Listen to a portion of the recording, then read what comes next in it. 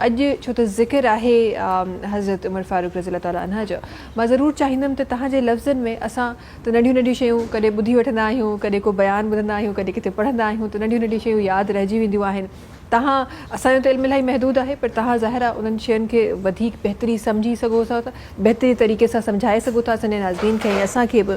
हज़रत उमर फारूक रज़ी अल्लाह ताला अन्हा उन्हनि जी शख़्सियत, सभिनी खां पहिरीं त तव्हांजे लफ़्ज़नि में मां उन्हनि जी शख़्सियत खे सम्झणु चाहियां थी। तमामु वॾी शख़्सियत आहे अदी दीन इस्लाम जी। इस्लाम खे जेको पैगम्बर मिले थो पियो, उहो पैगम्बर पंहिंजी हिकिड़ी पार्टी तयारु करे थो, जमात तयारु करे थो पियो, छो त पैगम्बर खे सोसाइटी बदिलाइणी हूंदी आहे। जॾहिं सोसाइटी बदिलणी आहे, समाज बदिलाइणो आहे, त उन लाइ हिकिड़ी जमात खपे, उनजे लाइ हिकिड़ी पार्टी खपे। त पैगम्बर करीम सल्लल्लाहु अलैहि वसल्लम जे उन जमात जो ज़िक्र क़ुरान शरीफ़ में आयो आहे, मुहम्मदुर रसूलुल्लाह वल्लज़ीना माहू, मोहम्मद रसूलुल्लाह ऐं जेके उनजा साथी आहिनि। त जेको उनजो साथ आहे, उन जे साथ में चारई चौधार हेकांदा हबीबसी, जेके चार चौधारी हेकांदा हबीबसी आहे, जिन खे शाह लतीफ़ चारई चौधार सॼियो आहे, उन्हनि में हज़रत उमर फारूक रज़ी अल्लाह ताला अन्हु बि आहे। ऐं हज़रत उमर फारूक रज़ी अल्लाह ताला अन्हु जी जेका शख़्सियत आहे उहा एतिरी बुलंद आहे जो पैगम्बर करीम सल्लल्लाहु अलैहि वसल्लम जिन फरमायो त जेकॾहिं मूंखां बाद जेकॾहिं को नबी थिया त उहो उमर थिया। लव कान बादी नबियन लकान उमर, जेकॾहिं मूं ते नबूअत ख़तमु आहे, मूंखां बाद को बि नबी कोन ईंदो, पर जेकॾहिं नबी अचे हा त उहो उमर हुजे हा। यानी हज़रत उमर में इहो इस्तेदाद ऐं इहा क़ाबिलियत हुई त अलाह उनखे पैगम्बर बणाए। सो अहिड़े मक़ाम जी शख़्सियत हो। जेके बि रसूलुल्लाह सल्लल्लाहु अलैहि वसल्लम जिन जमात तयारु कई पंहिंजी, उहे एॾे ई मक़ाम जा माण्हू हुआ, मुदब्बिर हुया, उहे दाना हुया, उहे जर्नेल हुया। उन्हनि इंसानी दुनिया ते, इंसानी सोसाइटीअ ते वॾा असर छॾिया। उन्हनि तमामु वॾियूं ख़िलाफ़तूं जेके आहिनि उहे क़ाइमु कयूं, इंसानियत ते थोड़ा आहिनि। ऐं हज़रत उमर फारूक रज़ी अल्लाह ताला अन्हु जे हवाले सां त उन्हनि थोरनि जो काथो करे ई नथो सघे जेके इंसानियत जे मथां आहिनि।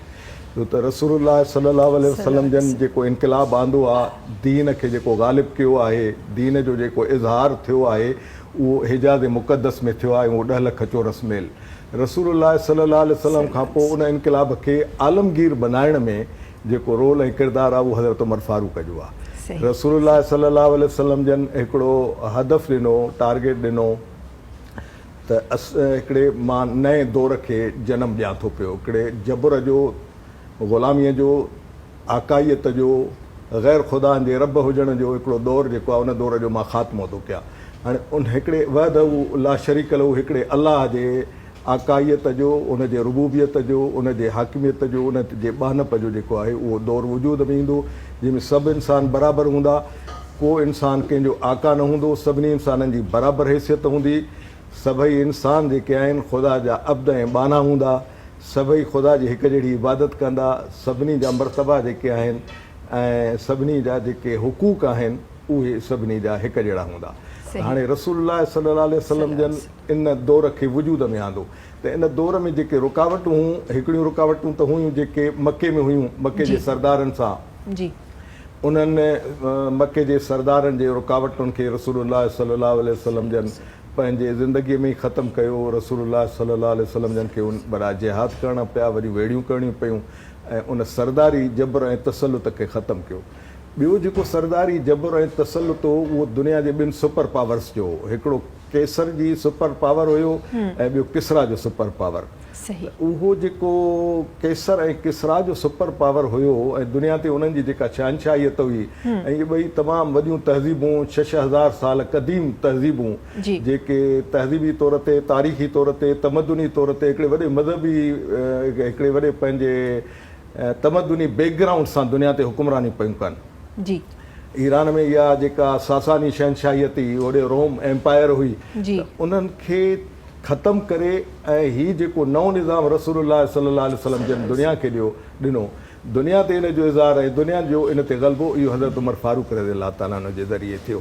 जेको रसूलुल्लाह सल्लल्लाहु अलैहि वसल्लम जन फरमायो त हलक कैसर ला कैसर बद, त मुंहिंजे हिन निज़ाम खां पोइ कैसरियत न रहंदी, ऐं मुंहिंजे हिन निज़ाम खां बाद केसराइयत न रहंदी उहा हज़रत उमर फारूक रज़ी अलाह ताला अन्हु जन पंहिंजे दौर में जेको आहे जी। इन्हनि ॿिन्ही वॾनि शहनशाहियतुनि सां महाॾो अटकायो जी। ऐं इन्हनि ॿिन्ही शहनशाहियतुनि खे ख़तमु कयो। ख़तमु कयो, सही। रसूलुल्लाह सल्लल्लाहु अलैहि वसल्लम सल्लल्लाहु जन पंहिंजे दौर में जेको आहे उहो इन्हनि ॿिन्ही हुक्मराननि ॾांहुं ॿिन्ही बादशाहतुनि ॾांहुं ख़त लिखिया बाबा ही नओं निज़ाम इंसाननि जे बराबरियुनि जो, जी, इंसाननि जे हिकिड़ाईअ जो, इंसाननि जे अज़मत जो ऐं अलाह ताला जे वहदानियत जो इन नए निज़ाम खे तव्हां क़बूल कयो छो त तव्हां जंहिं निज़ाम खे हलायो था उहो निज़ाम इंसानियत कुश आहे। इंसानियत खे उन मां सख़्तु अज़ाब आहिनि, सख़्तु अज़ाब आहे, तकलीफ़ूं नुक़सान आहे, सही, आहिनि, जबर आहे, तसलुत आहे, इंसान ग़ुलामीअ जी ज़िंदगी था गुज़ारनि। जी जी इन करे इन निज़ाम खे ख़तमु कयो त इहे ख़त रसूलुल्लाह सल्लल्लाहु अलैहि वसल्लम जन पंहिंजे ज़िंदगीअ में ई इन्हनि बादशाहतुनि ॾांहुं लिखिया हुआ।